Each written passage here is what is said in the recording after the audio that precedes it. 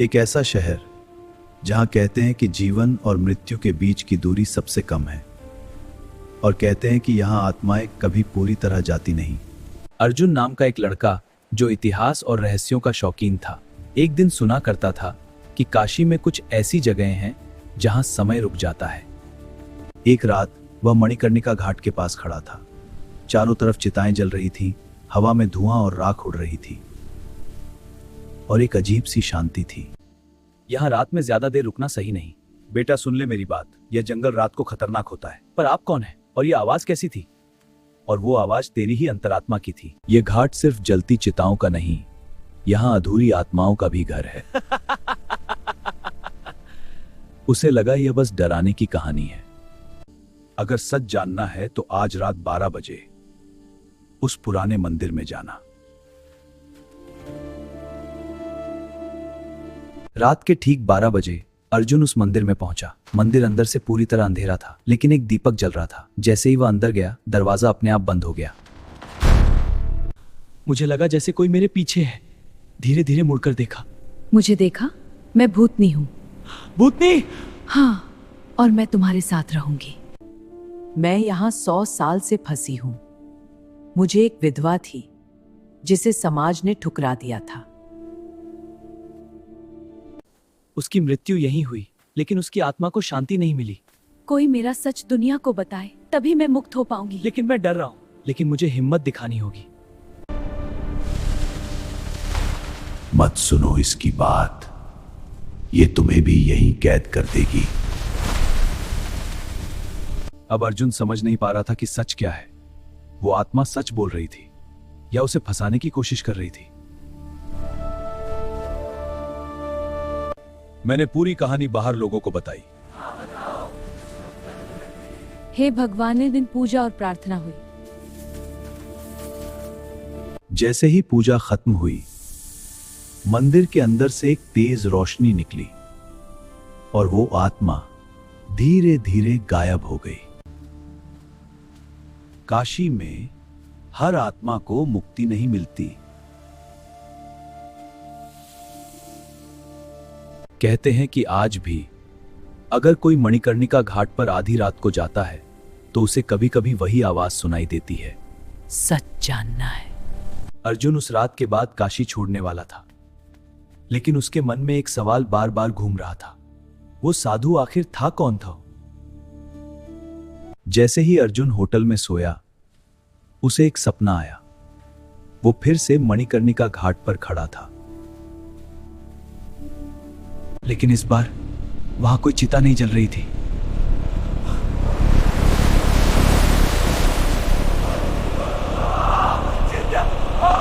जब वह उठा, उसने देखा उसके हाथ पर एक अजीब सा निशान बना हुआ था। उसे याद आया, मंदिर में वही निशान उस किताब पर भी बना था। अब अर्जुन समझ गया, यह कोई सपना नहीं, यह बुलावा है।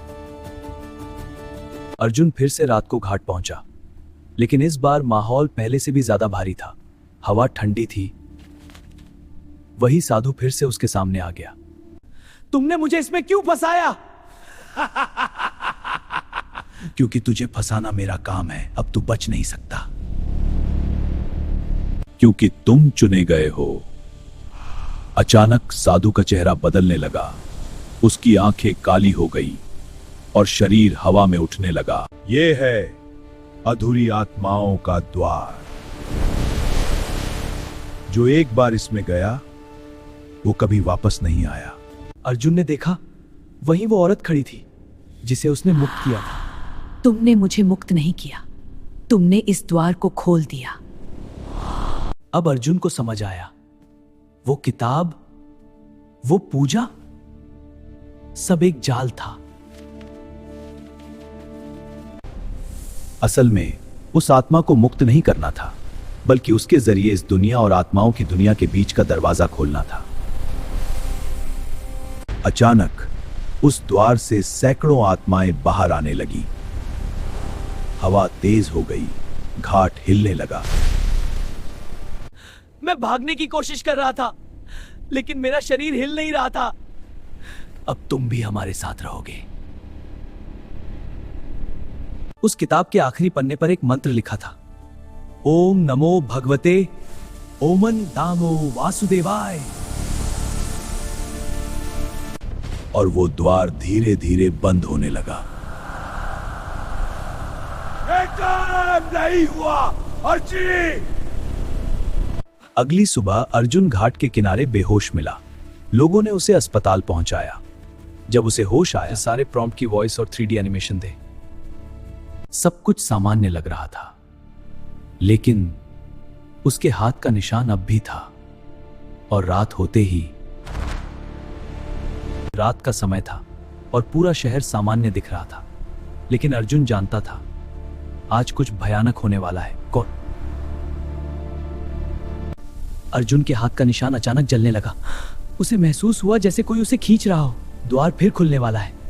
उसके कानों में वही आवाज गूंजी। वो तुरंत भागकर पहुंचा मणिकर्णिका घाट, लेकिन इस बार गंगा पानी डराव रहा था।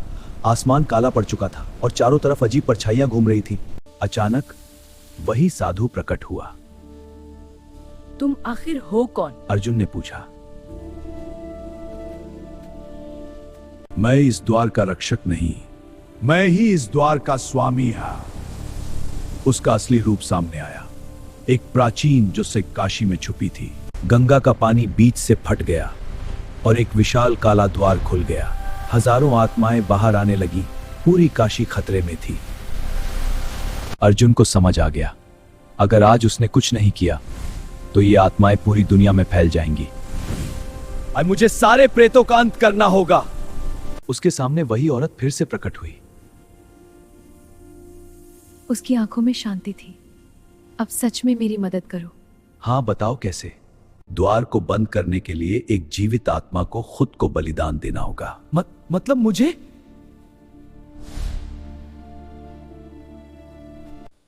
हाँ, लेकिन तभी ये सब खत्म होगा। क्या? ये क्या कह रही हो तुम? अपना या दुनिया का? तुम्हें चुनना होगा। ये सबसे कठिन फैसला है। अगर काशी बचती है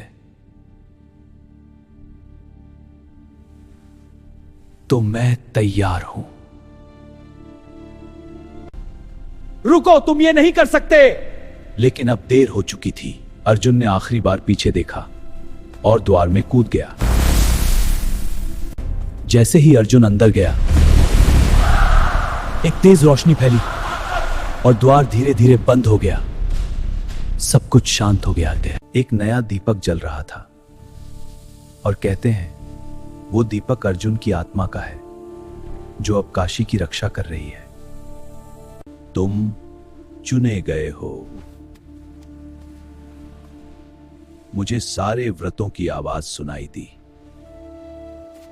काशी में रहस्य कभी खत्म नहीं होते। एक खत्म होता है तो दूसरा शुरू हो जाता है।